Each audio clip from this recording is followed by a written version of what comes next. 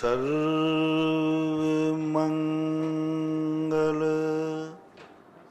मांगल्यम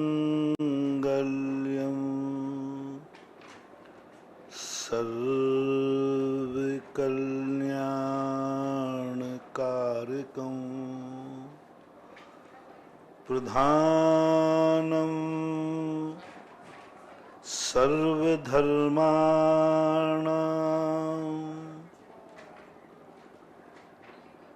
प्रधानं सर्वधर्माणां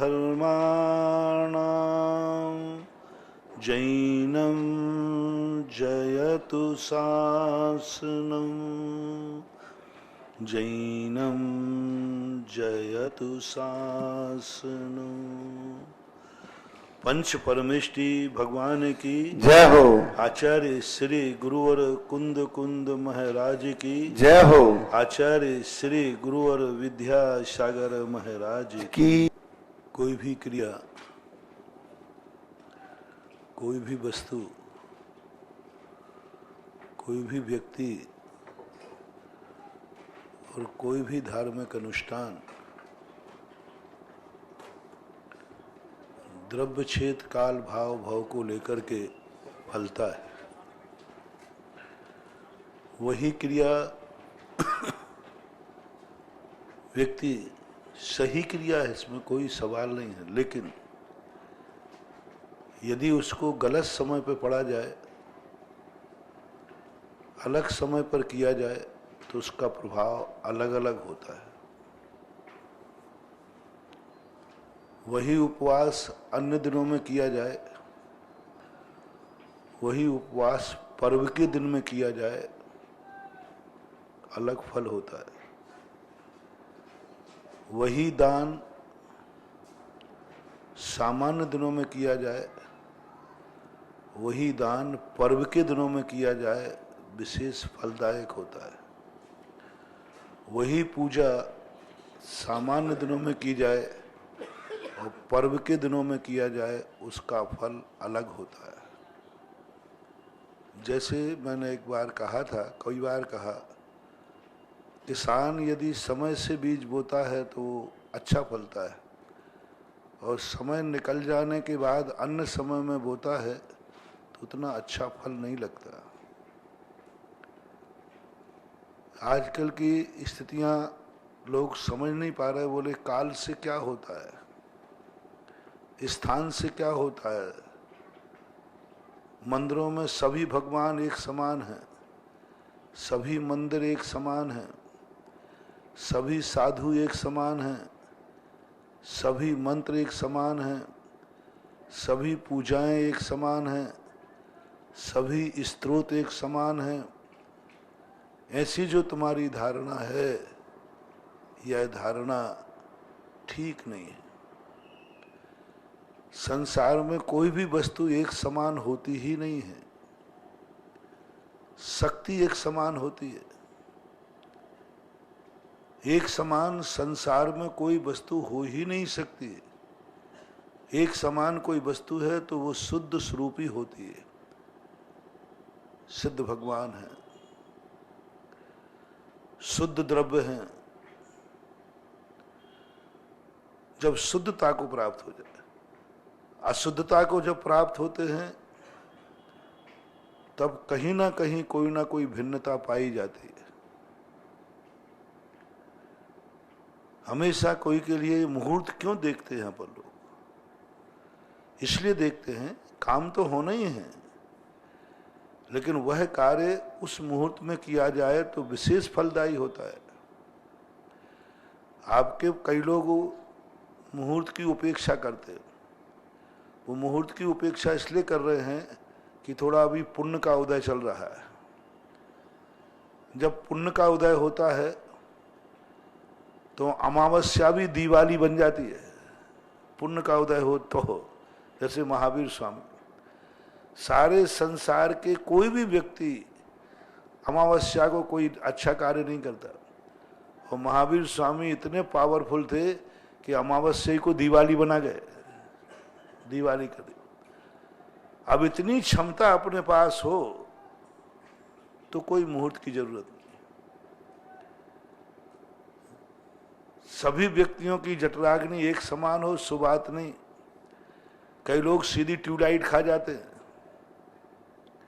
कीलें खा जाते हैं, लोहा खा जाता है, और तुम्हारे लिए ककड़ी का बीज चला जाए तो 10 बार दस्त लग जाते हैं। क्या चला गया? ककड़ी का बीज चला गया। थोड़ी कड़वी लौकी खा जाए तो दिन भर दस्त लगे, और कुछ लोग ऐसे होते हैं कि जहर की शीशी पी जाए तो भी उनको कुछ नहीं होता है। तो कभी कभी हमारे कई लोग कहते हैं अपन कोई मुहूर्त नहीं मानते, हाँ थोड़ा पुण्य का उदय चल रहा है इसलिए मत मानो। जब थोड़े अशुभ कर्मों का उदय आ जाएगा तो सब अपने आप पता चल जाएगा, अपने आप ज्ञान में आ जाएगा। इसलिए अभी आरोन का ये शुक्रवार मंडल, किसी भी क्षेत्र के ये 7 दिनों के मंडल जो अभिषेक के लिए बनाए गए, इन मंडलों को देख करके मैं बड़ा खुश होता हूं। मेरे पास इतनी कमेटियां आती हैं, तीर्थ क्षेत्र कमेटी आती है, तीर्थ क्षेत्रों के निर्माण कमेटी आती है, समाज की पंचायतें आती हैं, सब आते हैं, लेकिन किसी को देख करके मुझे खुशी नहीं होती। लेकिन कहीं से भी जब अभिषेक मंडल आता है तो मेरे अंदर का आनंद इतना आता है और मुझे आशीर्वाद देने का बहुत मन करता है, क्योंकि इनसे मुझे बहुत बड़ी, मैं यही तो कह रहा हूं, तुम्हारे दुखों से दुखी हूं मैं, तुम्हारे दुखों से। लेकिन मेरे ने जो रास्ते हैं, जो तुम्हें सुखी करने के रास्ते हैं, हर व्यक्ति चाहता है कि महाराज जी मेरे मंदिर में अतिशय हो जाए, मेरे भगवान अतिशयकारी हों, उनके सामने जो भी माथा टेके वो सब पूरा हो जाए, झोली लेके आए झोली भर जाए। तो मैं कह देता हूं भर जाएगी झोली, जो झोली लेकर आएगा उसकी झोली भरेगी, पक्का है। मेरी बात मान जाओ, पहले ये तो देख लो कि झोली फटी हुई तो नहीं है। आप तो बहुत बार दाता हमें बहुत कुछ देता है और हम लेते भी बहुत कुछ हैं, लेकिन जब झोली में देखते हैं तो उसमें कुछ कहाँ गया। देने वाला कह रहा मैंने दिया है, और लेने वाला भी कह रहा है मैंने देखा है कि मैंने लिया है, लेकिन महाराज कुछ हुआ तो है ही नहीं, मिला तो कुछ नहीं, झोली तो खाली है। तो उस समय थोड़ा गौर से झोली को देखो, कहीं झोली फटी हुई तो नहीं है। बहुत बार देने वाला अपने पास खूब आए, इतना देने वाले आए, लेकिन बस दुर्भाग्य रहा कि अपनी झोली फटी हुई रहती है। जितना समय हम भगवान से कुछ पाने के लिए इच्छा करते हैं, उतना समय यदि हम झोली को ठीक करने में लगा दें तो हमारे लिए इतना मिल जाएगा कि जन्म जन्म तक भी हम पूरा नहीं कर पाएंगे। ये विधि है। तुम कहते मंदिरों में अतिशय लाओ, मंदिरों में चमत्कार लाओ, मैं ला तो रहा हूं, मेरी बात मानो तो सही। जिन जिन मंदिरों वालों ने मेरी बात मानी, आज भी मंदिर भी तीर्थ क्षेत्र आकाश को छू रहे हैं, और लोग धर्म के नाम पर कह दो दूर भाग रहे थे, वे धर्म की तरफ दौड़ रहे। मैंने कहा ना कि मंदिरों में अतिशय लाओ और 6 महीने के अंदर प्रैक्टिकल कर लो। मेरी बात तो मैं हमेशा कहता हूं, मेरी बात को सुनो, मानो मत, मेरी बात सुनो और सुनकर के प्रैक्टिकल करो।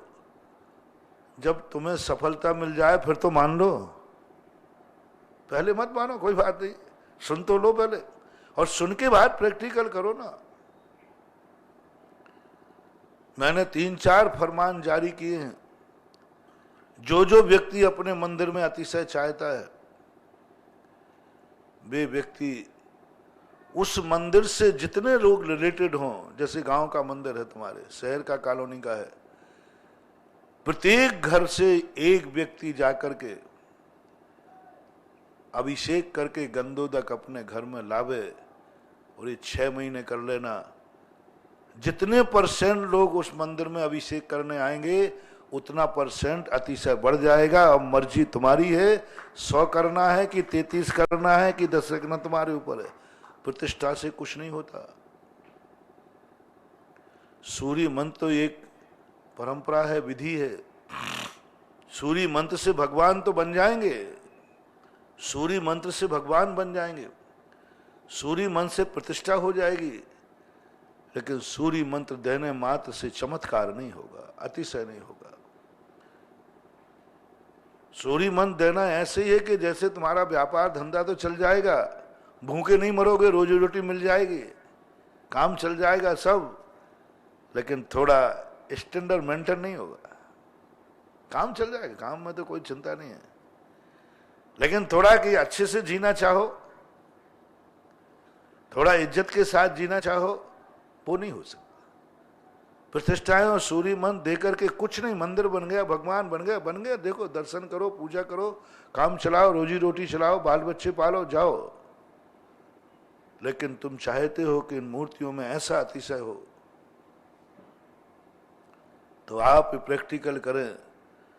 कितने % लोग आपके उस मंदिर में अभिषेक करते हैं स्वयं आकर, तुम्हारे मोहल्ले से, तुम्हारे नगर के, तुम्हारे कॉलोनी के?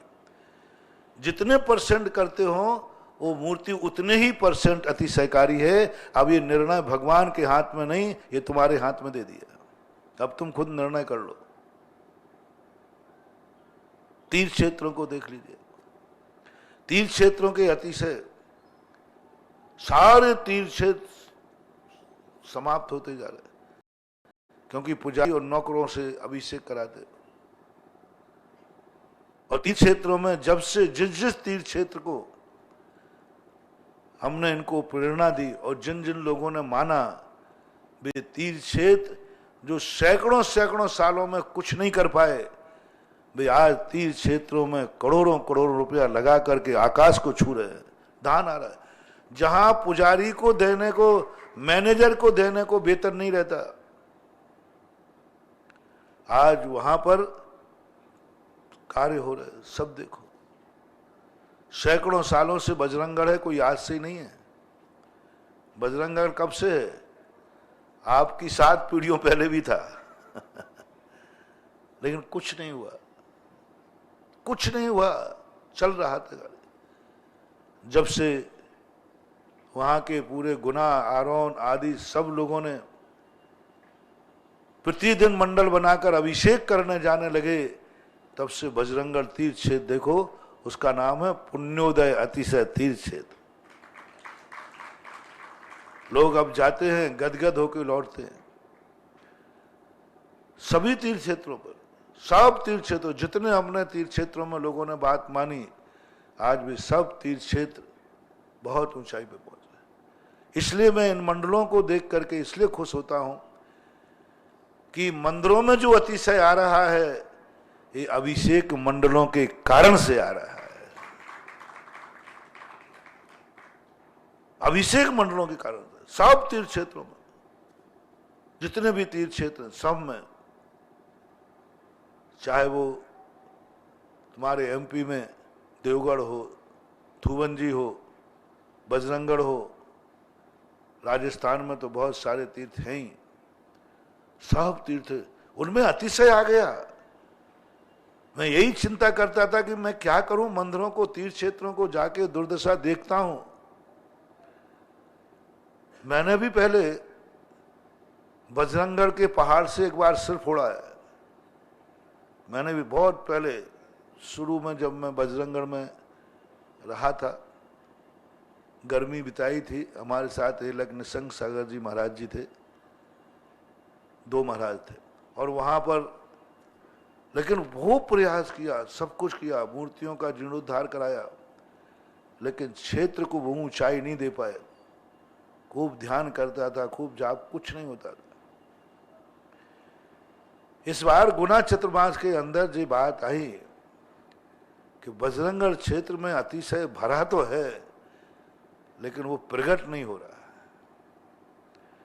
और जब ये बात मंडल बनाने की चर्चा की और जैसे ही सब लोग तैयार हुए, उसके बाद अब बजरंगगढ़ की तरफ मुझे देखना नहीं पड़ रहा है, वो दिद्दूना अपने आप बढ़ रहा है।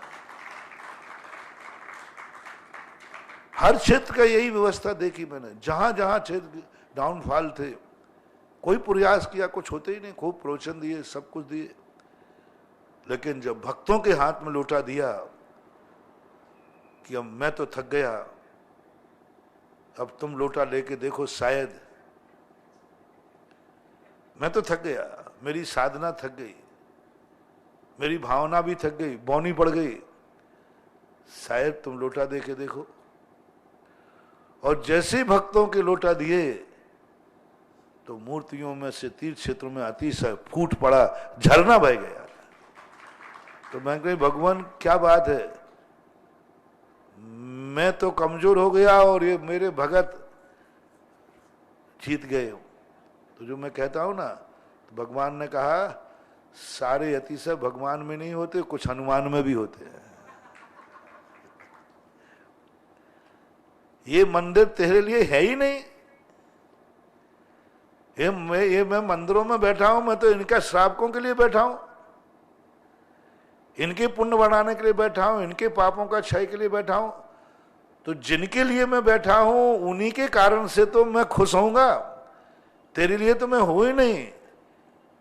तेरे लिए तो वो भगवान हैं जो सिद्धालय में बैठे हैं, और श्रावकों के लिए वो भगवान हैं जो मंदिर में बैठे हैं। आप लोगों का जो कल्याणकारी है, मंदिर में बैठने वाले भगवान है, सिद्धालय वाले नहीं। और हम लोगों का जो कल्याण होगा वो सिद्धालय में बैठने वाले भगवान का होगा। हमारे इन मंदिरों के भगवान से हमारा कोई लेना देना नहीं। ये हमारी जिंदगी को विकास करने वाले नहीं। इनका ध्यान करने से, इनकी तरफ देखने से मेरा तो डिमोशन ही होता है, सुपयोग में आना पड़ता है, नीचे उतरना पड़ता है। एक बार मैंने कहा था, जब जब साधु मंदिर की तरफ मुख करता है तब तक जिनवानी कहती है कि आ गया, डिमोशन हो गया, पास हो जाएगा।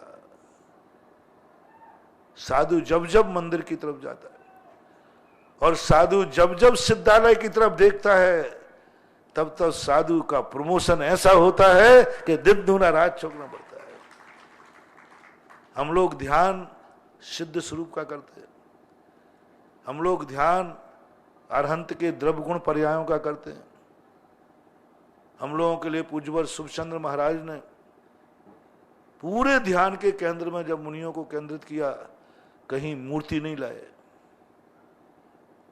प्रतिमा नहीं लाए, कोई तीर्थ क्षेत्र नहीं लाए, पूरे ज्ञानार्णव में कहीं नमोकार मंत्र नहीं दिया। गजब की बात, नमोकार मंत्र को किसी ध्यान में नहीं लिया। पिंडस्थ, पदस्थ, रूपस्थ और रूपातीत कहीं नहीं लिया। मैंने कही भगवान ये पंचपरमेष्ठी नमोकार मंत्र, बोले तेरे लिए नहीं, ये इनके लिए है। फिर मैं क्या करूं? तुम उन शुद्ध स्वरूप का ध्यान करो जो किसी के लिए नहीं है, सारे जगत के अर्थ निहित है। नमो अरिहंताणम कहते वो तो अरहंत के ही जाएगा। कितने से हैं अरहंत? कितने से अरहंत है? लाखों की संख्या में बैठते सारे ढाई दीप की मिलावट। कितने से हैं सिद्ध? कितने से सिद्ध हैं? अभव्यों से भी कम है। कितने आचार्य हैं, कितने उपाध्याय हैं, कितने साधु हैं? मार तू उन्हीं को देने की शक्ति रखता है। तू ऐसा ध्यान कर जिसमें सारा जगत समा जाए, जो किसी पर्टिकुलर का इशारा ना करे, जिससे कोई पर्टिकुलर अर्थ ना निकले। नमो अरिहंताणम कहती अपन तुरंत जाएंगे अरहंत का स्वरूप ये है। और ऐसे बीजाक्षर का ध्यान करो जो किसी की तरफ संकेत ना करें, ना अरहंत के, ना सिद्ध के, ना आचार्य के, ना उपाध्याय के, ना जड़ के, ना चेतन के, ना शुद्ध के, ना शुद्ध, किसी का ध्यान किसी की तरफ इंगित नहीं करें। और सब कुछ उनमें समाहित जो निकालना चाहे, ऐसे जीव बीजाक्षरों को पदस्थ के अंदर पूज्यवर नेमिचंद महाराज ने ध्यान के केंद्र में नमोकार मंत्र को लिया है, 35 16 56 आदि एक गाथा कह के, लेकिन ज्ञानारणों में नहीं लिया। ज्ञानारणों में वो बीजाक्षर दिए साधु को, तुम इनका ध्यान करो। इसलिए गृहस्थों के लिए मंदिर है, गृहस्थों के लिए मंदिर बनाए जाते हैं, तो अतिशय भी आपके कारण आएगा, हम महाराजों के कारण नहीं। आप सोचो कि महाराज जी कोई उपाय करो, मैं नहीं कर सकूं, क्योंकि वो मेरे लिए है ही नहीं। हाँ, आपको मैं अतिशय की विधि बता सकता हूं, जो बता रहा हूं। आपके हाथों में जैसे ही लोटे दिए, अतिशय ऐसे टपक पड़ा, ऐसे टपक पड़ा कि आज सारे क्षेत्र हरे भरे हो रहे, लाइन लग रही है। शांति धारा कर रहा हूं, कोई लाभ नहीं हो रहा है, कोई लाभ नहीं हो रहा है। महीनों से शांति धारा कर रहा हूं, बीमारी भी ज्यों की त्यों है, परेशानी भी ज्यों की त्यों है। मेरा तो अब शांति धारा से विश्वास उठ गया। मैंने कैसे करते हो, फोकट में कि कुछ देके? बोले महाराज जी फोकट में अपनी तो मंदिर है, अपनी मंदिर है, मैं ही उसका ट्रस्टी हूं, पदाधिकारी हूं, अपन को कौन पैसा देना, किसको देना? पर तो मैंने कैसे करते? बोले गए ठाकुर जी उठाया जा रहा। मैंने कि जिंदगी भर भगवान को घिसता रहे जितना, कुछ नहीं होने वाला। जब तक गृहस्थ की कोई भी क्रिया है, दान पूर्वक होना चाहिए। चाहे विधान हो, चाहे पूजा करो, कोई भी क्रिया कर लो आप, कितने भी साधु का भक्त बना रहे, यदि उसने साधु को कभी आहार दान या वैयावृत्ति दान नहीं किया, उसको कभी गुरु का आशीर्वाद से कोई मतलब ही नहीं। गृहस्थ की साधु की सेवा भी दान पूर्वक है, भगवान की सेवा भी दान पूर्वक है। नियम से पूरी पूजा पाठ उठा लो, जितने प्रथमान युग में पढ़े हमने, सब में जिसने जो अनुष्ठान किया, उसके बाद उन्होंने दान की घोषणाएं की। किमिक्षिक दान बांटे, अभिषेक उपलक्ष्य। श्रीपाल चरित्र में देखो आप, वहां भी अभिषेक के उपलक्ष्य में मोहरे मोहरे बांटे। तो ये जो लोग कहते हैं कि आजकल तो भैया अभिषेक भी जब भी मिलेगा, टैक्स लग गया, टैक्स। अब तो सुधा सागर महाराज का बस चले तो मंदिर के दर्शन पर भी टैक्स लगा दें, और उनका बस चले तो कहो वो कह दे मैं मेरा दर्शन भी। उसने बिल्कुल गलत नहीं कहा। परसों नरसों एक प्रश्न आया था कि महाराज जी का बस चले तो भगवान के दर्शन पे भी लगा देंगे। दर्शन वही करेगा जो महाराज के दर्शन पे। ओह क्या गजब को, मुझे आज तक मेरे भक्त मुझे नहीं समझ पाए, मेरे भक्त मुझे नहीं समझ पाए, और उस दुश्मन ने समझ लिया कि महाराज का बस चले तो ये, उसने सही समझा मेरा बस चले तो मैं ये करके ही दिखाऊंगा। और मेरी भावना है, मेरी भावना बिल्कुल पक्का है, मान रहा। उसने बिल्कुल गलत नहीं बोला, यही तैयारी मेरी चल रही है। वो दिन कब आएगा? ओहो रे भक्त रे सुन, तू मेरे दुश्मन भक्त सुन, तूने तो आलोचना के लिए कहा, लेकिन तू बहुत सत्य बोला। मेरा बस चले तो मंदिर में जाने वाला व्यक्ति बिना दान दिए मंदिर में जावे ही नहीं, लौटे ही नहीं। बस मेरा बस चले, जोर मारो चाले, वो एक गाते ना रे, जोर हीरा मोतिया सो नजर, हाँ जोर मारो चाले। तो एक एक चीज के ऊपर दान की मेरी महिमा, क्योंकि शास्त्रों को मैंने पढ़ा है, आपको देखा है और पूर्वजों को देखा है। हमारे जैनी का देखना आज भी है कुछ संद में, जब भी किसी मंदिर में जाते हैं, हमारे जैन पुरुष महिलाएं बच्चों तक में भी भगवान के दर्शन के बाद एक चीज जरूर ढूंढते हैं, गुल्लक कहां रखी, गुल्लक कहां रखी। भगवान के दर्शन के बाद गुल्लक का याद आ जाए, समझ लेना तुम्हें भगवान के दर्शन का आनंद है और मिल गया प्रसाद। गुल्लक ध्यान आ जाए, यानी आनंद। कोई भी व्यक्ति किसी चीज को देता है तो आनंद के समय देता है। पहले तो 100% था, अब 10-20% बचा है। नियम से मंदिर, चाहे निजी मंदिर क्यों ना हो, पाठ पे चढ़ाया आएगा, क्योंकि आनंद की अनुभूति हुई। एक कौड़ी चढ़ा देगा, पाई चढ़ा देगा, लेकिन भगवान के दर्शन और पूजन के बाद उसके मन में भाव आता है कि गुल्लक कहां रखी है। ढूंढते हैं। एक बार एक छोटे से गांव में मैं था, 2-3 घर थे। अब 2-3 घर में क्या गुल्लक रखे, वो तो वही है, उनको कोई जाने वाला तो है नहीं। मैं वहीं सामायिक कर रहा था, लोग दर्शन करने आए और एक माँ जी थी, काफी वृद्ध थी। वो दर्शन किया, अरे भैया गुल्लक कहाँ रखी, गुल्लक कहाँ रखी। उन्होंने पूरा मंदिर में हल्ला मचा दिया। उन्होंने कहा भैया महाराज सामने, बोले कर रहे होंगे, हमें तो गुल्लक बता दो कहाँ रखी। मैंने की वाह, ये है धर्मात्मा जी, ये है धन। धन से ज्यादा धर्म को महत्व देता है। तो ये ध्यान रख लेना, कभी यदि तुम मंदिर में अभिषेक पूजन करो, खाली हाथ कभी मत करना, दान पूर्वक करना। इन मूर्खों को तो कभी समझ में आएगी नहीं, क्योंकि इनको तो कभी दान देना नहीं और दान का मजा नहीं। दान देकर क्रिया करना, सुनो, बिना दान पूर्वक कोई भी क्रिया करना, सूखे खेत में, बिना सिंचाई के खेत में फसल बोना है।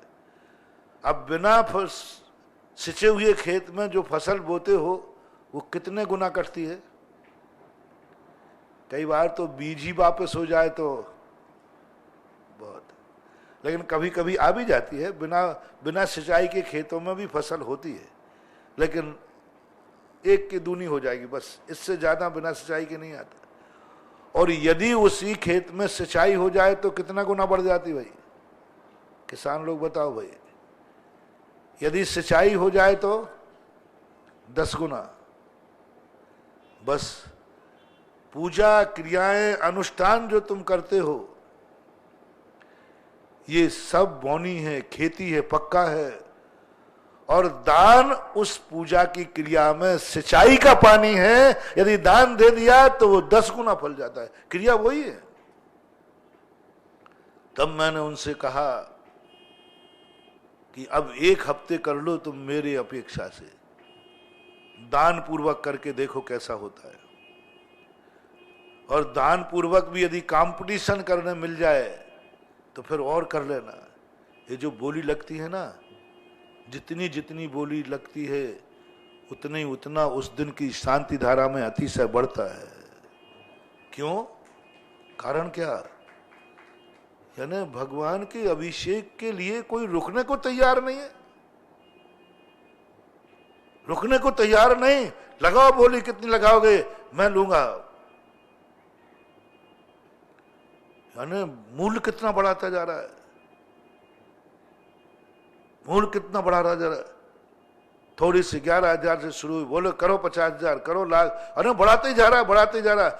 जितना जितना यहाँ उसका उत्साह बढ़ रहा है, उतना उतना उस दिन के गंधोदक में अतिशय बढ़ रहा है। अतिशय चमत्कार किससे होता है?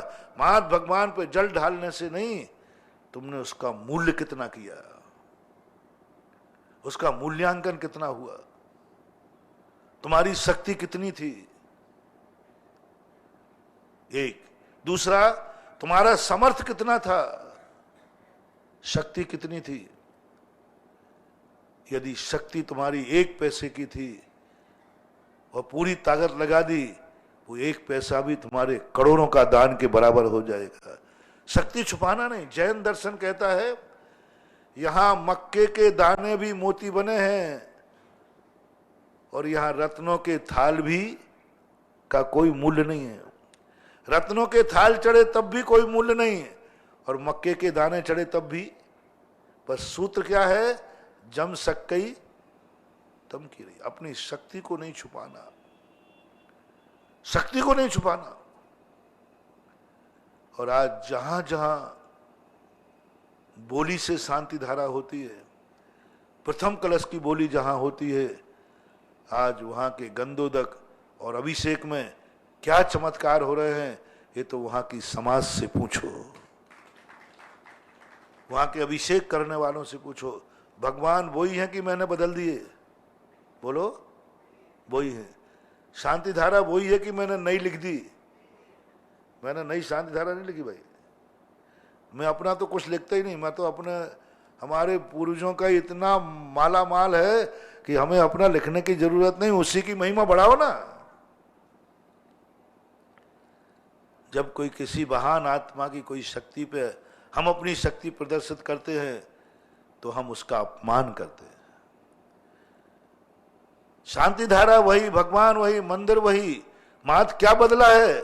मात इतना सा बदला है तुम्हारा कि तुम खाली हाथ से शांति धारा मत करना, खाली हाथ से पहला कलश मत करना। बस ये कार्य तुम लोगों को सिखाया। जिन जिन ने मान लिया, आज वो मंदिर वाले कहते महाराज जी मेरे मंदिर में तो आप बहुत बड़ा काम नहीं, क्या बोले एटीएम खुलवा गए, जब चाहो कार्ड डालो और निकल आता है, प्रत्यक्ष है। तो ये दो कारण, एक तो नौकरों से स्वयं अभिषेक करने लगे, नौकरों के बंद हो गए, कॉलोनी का परसेंटेज बढ़ाया, और दूसरा दान पूर्वक हमेशा महानुभाव दुश्मनों की बातों पर नहीं आना, मैं तुम्हारा गुरु हूं। सारे संसार के भक्तों से मैं कह रहा हूं, जिस दिन तुम्हें गंधोदक में अतिशय चाहिए, जिस दिन तुम्हें शांति धारा में गंधोदक चाहिए, उस दिन अपनी पूरी ताकत लगाकर दान पूर्वक तुम अभिषेक शांति धारा करना और वो गंधोदक तुम ले जाना। फोकटिया गंधोदक के लिए कोई मतलब नहीं है। फोकटिया गंधोदक काम का है, काम चला, रोटी रोटी चल जाएगी, ठीक है। लेकिन तुम्हें चाहिए पावरफुल, तुम्हें चाहिए ताकतवान। आज का गंधोदक महाराज बहुत ताकतवान, बहुत परेशानी, बहुत ताकतवान चाहिए। उस दिन गंधोदक आप जब बनाओ तो दान पूर्वक बनाना। और ये स्थितियां बहुत महत्वपूर्ण है, और जब से दुनिया को दी हैं, आज आप सबको, आज पुण्योदय का सुखवार मंडल है, देखो कितना बड़ा कार्य कर रहे हैं, इतना उत्साह। बजरंगगढ़ कोई मारे मारे से नहीं जावे। हाँ, मैंने भी माथा फोड़ा है, गुम्मा तो नहीं पड़ पाया सिर पे, क्योंकि मैं थोड़ा सा हाथ लगा के फोड़ता हूं। कोई नहीं सुनने वाला। खूब 2 महीने मैंने खूब कहा, कोई जाने वाला नहीं। और आज वो स्थिति बन गई। R1 35 किलोमीटर है ना, 27 किलोमीटर से मंडल बनाकर ये जाते हैं। और सबसे बड़ा कार्य देखो, जो मैं कह रहा था, वही चीज सामान्य दिनों में करना। और एक दिन मैंने कहा था और बच्चों ने मान लिया। ये बात मेरे पूज्य गुरुदेव ने पकड़ी, मैंने नहीं पकड़ी। मैंने तो उस पर फिर चिंतन किया। मेरे आचार्य से हमेशा एक बात कहते हैं, कोई भी कार्य हो ध्यान रखना, 16 दिन का शुक्ल पक्ष कब पड़ता है उसको ध्यान रखो। यानी और अमावस कृष्ण पक्ष बड़ा होवे तो दुर्भाग्य है, और शुक्ल पक्ष बड़ा होवे तो सौभाग्य है। दिन छोटे होते हैं तो दक्षिणायन है, और दिन बड़े होते हैं तो उत्तरायण है। उत्तरायण का क्या है? जब दिन सूर्य प्रकाश का दिन बढ़े। देखो कितनी बड़ी साइकोलॉजी है, कितना बड़ा मनोविज्ञान तंत्र है। लोग कहते हैं तंत्र विद्या कुछ नहीं, कितना बड़ा तंत्र है। यदि दिन बढ़ रहे हैं तो उत्तरायण है, शुभ दिन है, सारे शुभ मुहूर्त उत्तरायण में निकलते हैं। और जब दक्षिणायन कैसे हो जाता है? दक्षिणायन क्या, जब रात्रि बढ़ने लग जाए और दिन छोटे होने लग जाए, समझ लेना ये समय शुभ कार्यों के लिए ठीक नहीं है। सबसे छोटे दिन अभी चलने वाले हैं, चल ही रहे। मकसद लग गया ना, पूस का महीना सबसे छोटा होता है, और पूस के महीने में इसलिए मल मास कर दिया गया, सबसे छोटा दिन है और रात बड़ी है। और फिर आगे जाकर माव से माव तला तलवाड़े फगना घोड़ पसारे, चैत करोड़ा टारे बैसाख मरोड़ा डाले, ऐसा एक मुक्ति है। माव तला तलवाड़े यानी माघ मास से एक एक तिल दिन बढ़ना शुरू हो जाते हैं। चैत के महीने में बैसाख के बढ़ते ही जाते हैं। वो जून में बताते सबसे बड़ा दिन आता है, जून में सबसे बड़ा दिन आता है, जिसे आपके लोक व्यवहार में देव सैनी 11 बोलते हैं, आषाढ़ में पड़ती है वो लगभग। तो वो जब तक बड़े दिन चल रहे थे, उसके बाद से बस धीरे धीरे दिन छोटे शुरू हो जाते। ये देव सैनी 11 और देव उठी 11 क्या कहलाती? कुछ नहीं, यही सब है। दिन कम होते जाए, समझ लेना अब बुरे दिन आ रहे हैं, अशुभ दिन आ रहे हैं, और दिन बढ़ने लग जाए। ये बात आचार्य श्री ने कुछ बताई तो नहीं, विश्लेषण नहीं किया, लेकिन वो कहा करते थे किसी से, ऐसा करना शुक्ल पक्ष में विधान करो शांति। अरे मैंने ये शांति विधान है, कभी कर लो, किस पक्ष में कर लो, जब करो। विधान में क्या?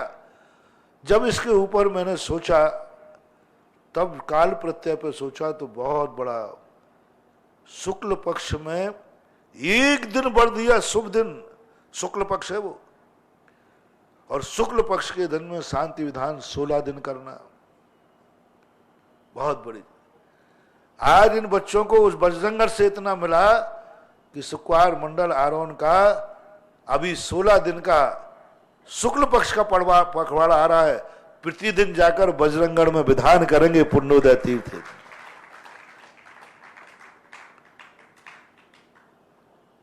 शुक्ल पक्ष का आने वाला है, कोई नवंबर बता रहा है, क्या बता रहा है?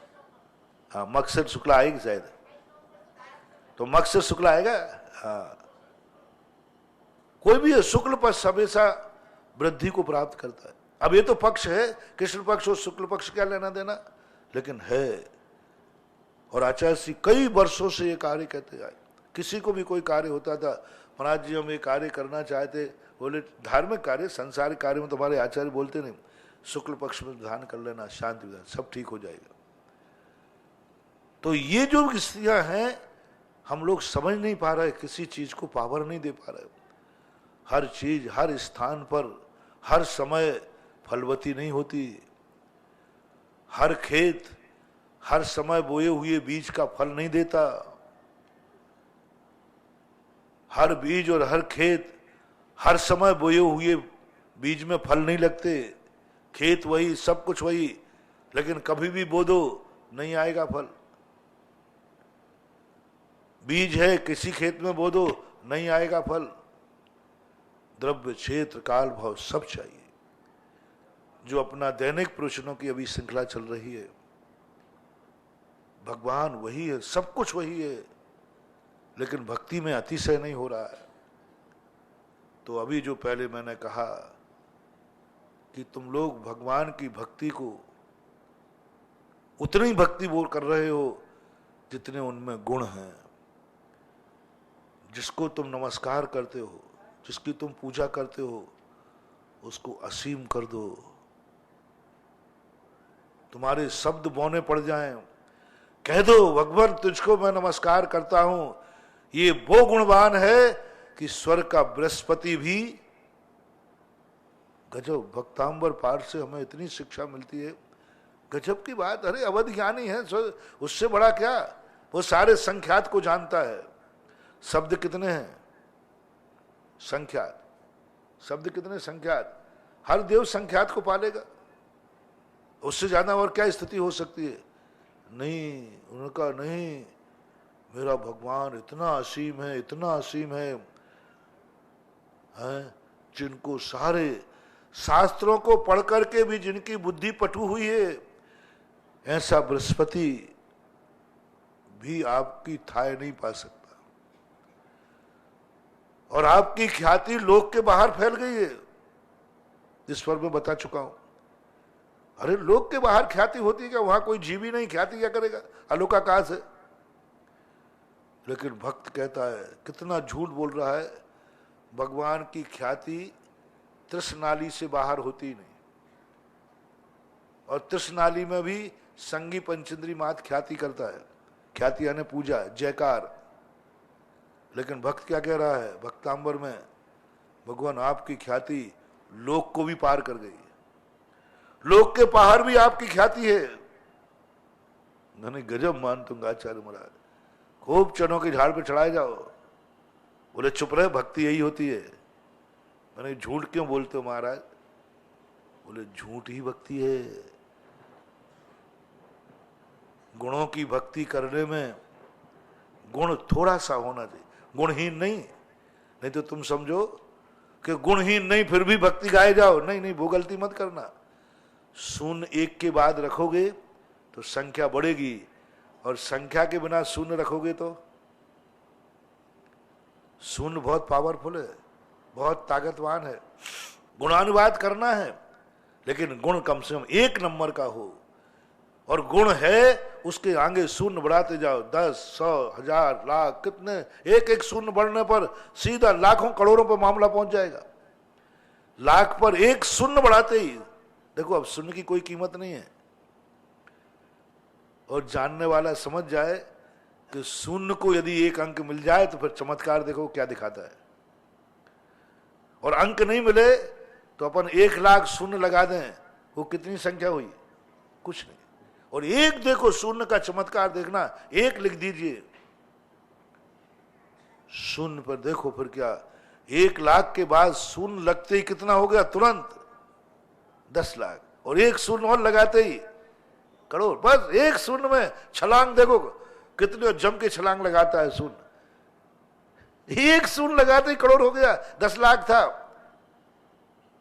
10 लाख था, एक शून्य कहता मुझे लिख दो इसके आगे, सीधा 10 लाख से करोड़। इतनी ताकत है। लेकिन वो ताकत कब है? जब आगे एक हो। इसी प्रकार अपनी भक्ति शून्य है महानुभाव, अपनी भक्ति शून्य, कोई कीमत नहीं है इसकी। अपनी भक्ति में कोई ताकत नहीं है। भगवान के सामने अपन क्या ताकत देंगे उनको? कुछ नहीं है। भगवान कहेंगे तेरी शक्ति क्या काम आ रही मेरे? बिल्कुल मत मानना, शून्य है अपनी भक्ति। लेकिन भगवान आप में बस एक गुण हो जाए, फिर देखो मेरी ताकत क्या होती है। गुण आप में एक होना चाहिए, फिर देखो मेरी ताकत क्या आती है। एक गुण के बाद यदि मेरी शून्य भक्ति आ जाए तो सीधी लाखों और करोड़ों में बढ़ेगी आपका अतिशय। पहले एक अतिशय आप में हो, बाकी अतिशय मेरे। एक अतिशय भगवान में होना चाहिए, एक अतिशय, एक गुण अपने आराध्य में होना चाहिए। भगवान भी है, गुरु भी है, नमोकार मंत्र। कोई एक गुण पकड़ो जो तुम्हारा नहीं हो, उसका हो, जो गुण उसमें हो। मूर्ति में है, बीतरागी है, एक गुण पकड़ लो। बीतरागी है कि नहीं है? सूर्य मंत्र सही दिया गया, दिया गया। ये मुनिराज अपने 28 गुण पालन करते हैं कि नहीं? बस ज्यादा मत देखना, तुम्हें क्या देखना है? एक नंबर सबसे जघन्यतम मुनिराज की चर्या क्या देखना चाहिए? इन भगवान में कितना अतिशय है, महाराज में, इनमें कितना रत्नत्र है, इस चक्कर में मत पड़ना। सबसे जघन्यतम मुनिराज की चर्या है एक नंबर की, कि वो 28 मूल गुण का पालन कर रहे हैं कि नहीं कर रहे। बस 28 मूल गुण का पालन कर रहे हैं, बस समझ लेना ये मुनिराज हमारी पूजा के योग्य हैं, नमोस्तु के योग्य हैं, वंदना के योग्य हैं। बस और कुछ नहीं करना, मेरे गुरु बनने योग्य। आगे कुछ मत सोचना। तुम स्पष्ट शास्त्रों में लिखा है, तुम मात्र उनकी चर्या 28 मूल गुणात्मक चर्या देख लो, बस एक नंबर मिल गया आपको। अब उन्हीं मुनिराज का अतिशय चाहिए तुम्हें, चमत्कार चाहिए, उन्हीं के आशीर्वाद में, उन्हीं को तुम्हें गुरु बनाना है, और उन्हीं के आशीर्वाद से तुम्हें फलना फूलना है, उन्हीं के आशीर्वाद से। बस अब तुम तुम्हारी भक्ति के शून्य बढ़ाओ।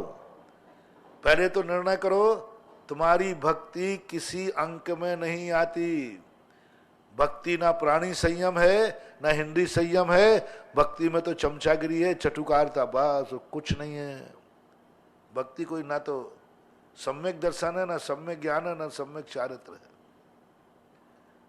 कहीं नहीं लिखा भक्ति, न सम्यक दर्शन में भक्ति ली है, न सम्यक ज्ञान में भक्ति ली है, न चारित्र में भक्ति ली है। कहीं भक्ति आई नहीं है। इसलिए तुम्हारी भक्ति कोई द्रव्य नहीं, कोई तत्व नहीं, कोई मोक्ष मार्ग नहीं, कुछ नहीं है। ये भक्ति में मास शब्दों का जमा खर्च है। पहला निर्णय अपन करते हैं अपनी भक्ति की कीमत कितनी है। तुम्हारी भक्ति महाराज को कोई कार्यकारी नहीं है। एक पाषाण को, एक खोटे गृहस्थ को तुम भक्ति करना शुरू कर देना, क्या वो गुरु पद को पालेगा तुम्हारी भक्ति से? एक पाषाण को अपन 100 साल पूजा करें, भगवान बन जाएगा? एक किसी गृहस्थ की अपन 100 साल मुनि का अर्घ्य चढ़ाएं, वो मुनि बन जाएगा क्या? नहीं बन सकता। इसलिए सारे संसार के लोग सुनो, आपकी अपनी सबकी भक्ति 0 है, 1 नंबर की भी नहीं। कुछ भी गुण नहीं इसमें, कोई ताकत नहीं इसमें, कोई गुण नहीं, रंचित मात्र भी। अब देखना, पहले तो अपनी आलोचना कर लो, मेरी भक्ति में कोई दम नहीं, मेरे नमोस्तु में कोई दम नहीं, मेरा कुछ नहीं। अब थोड़ा अपन चमत्कार दिखाते हैं। अपन बहुत भारतीय लोग हैं। विवेकानंद जी को जब सबके लेक्चर हो गए, विदेश गए थे, तो उन्होंने कहा ये भारतीय व्यक्ति है, तो भारतीय व्यक्ति तो इडियट होते, बुद्धू होते।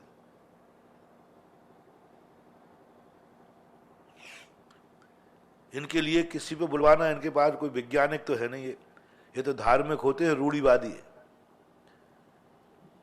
कोई चिंतन मिंतन तो इनके पास होता नहीं, कोई आधुनिक।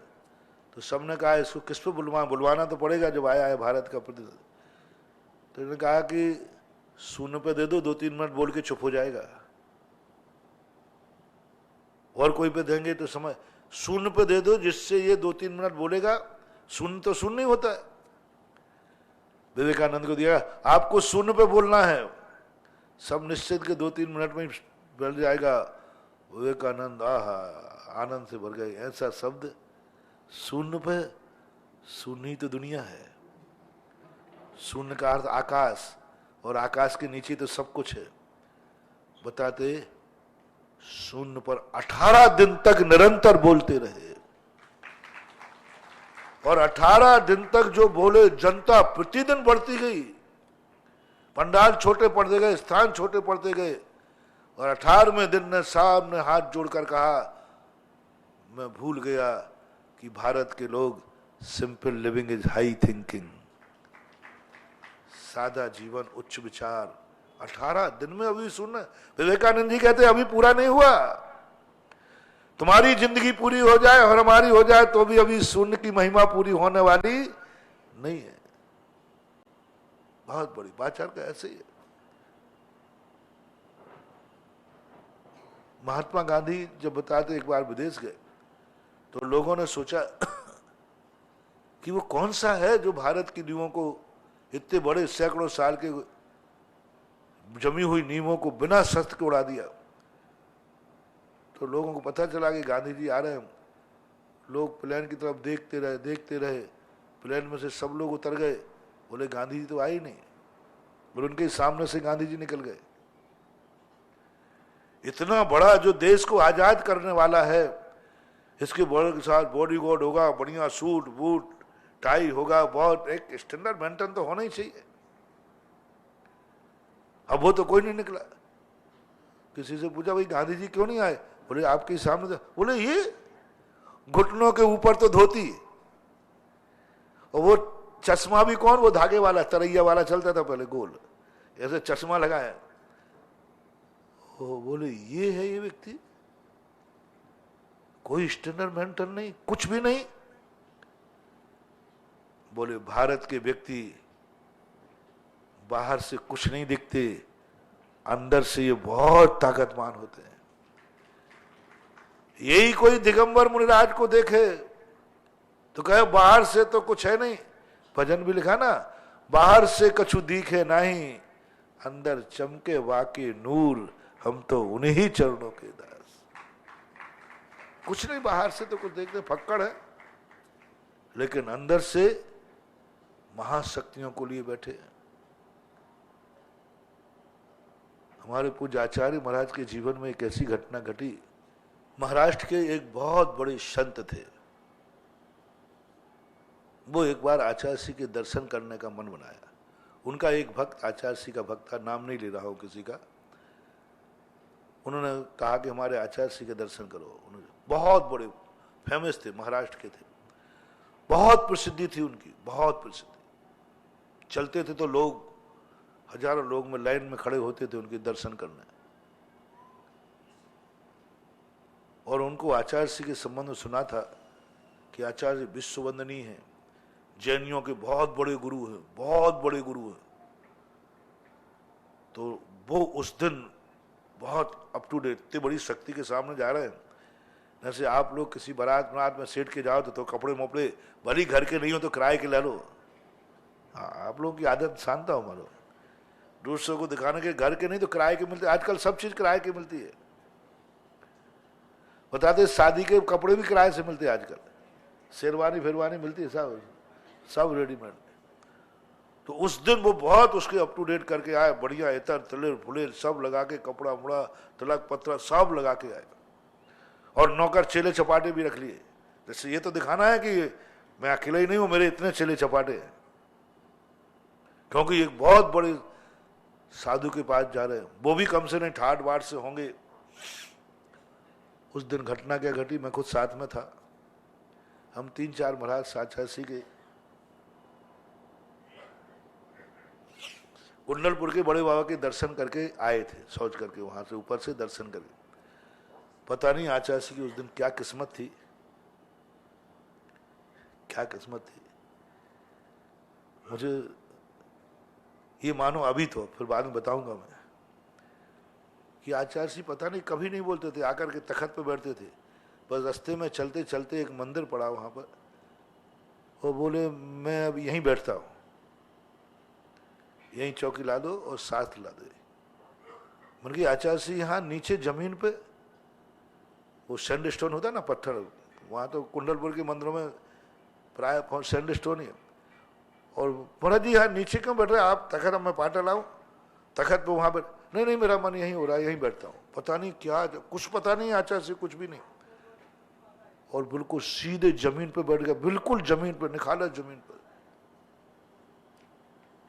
और अब हम लोग 2-3 थे, चलो जल्दी महाराज की चौकी लाते पार, और हम लोग वहां चले गए। और आचार्य जी अकेले पड़ गए, चेले चपाटे भी गायब। उस दिन कर्म कहता है तुम चेले चपाटे भी यहां से हटो, कुछ नहीं, अकेले आचार्य जी जमीन पे बैठे। और उसी समय वो, हम लोग तो इधर आ गए नीचे धर्मशाला के पास में, और इतने में वो पता नहीं कहां से पहुंच गए, उनको ढूंढते ढूंढते। और जो व्यक्ति साथ था बोले यही है आचार्य विद्यासागर महाराज विश्व वंदनीय। ये वो तो पागल हो गया, ये जमीन पे बैठे इतना बड़ा आचार्य, अरे इतने बड़े आचार्य के तो सोने चांदी के सिंहासन होना चाहिए। सिंहासनों से पहचान होती है आजकल के साधुओं की, आजकल के साधुओं की आसन, किसका सिंहासन कितना बड़ा है, सिंहासनों से पहचान है। अरे बहुत बड़ा साधु है, देखा कितना बड़ा सिंहासन है चांदी का। लेकिन मेरे आचार्य श्री का उस दिन तो लकड़ी का सिंहासन तो क्या, उनकी उस दिन क्या किस्मत थी, अच्छी थी कि बुरी तो वो तो अपन बाद में पूछेंगे। चौकी तक नसीब नहीं थी उनको, चौकी प्रतिदिन चौकी नसीब थी, उस दिन तो क्या किस्मत ने, चौकी भी नसीब नहीं। वो देखकर स्तब्ध रह गया, बोले यही तो। उसने कहा कहीं दूसरे तो नहीं, देखो गौर से। बोले भैया मैं महाराज का भक्त हूं, ये है आचार्य विद्यासागर। बोले चेले चपाटे, बॉडीगार्ड, यहां तो कुछ भी नहीं है, जमीन पे बैठे, बिल्कुल जमीन पे बैठे। ऐसा जमीन पे बैठा हुआ मैंने आचार्य शिव को अभी देखा नहीं।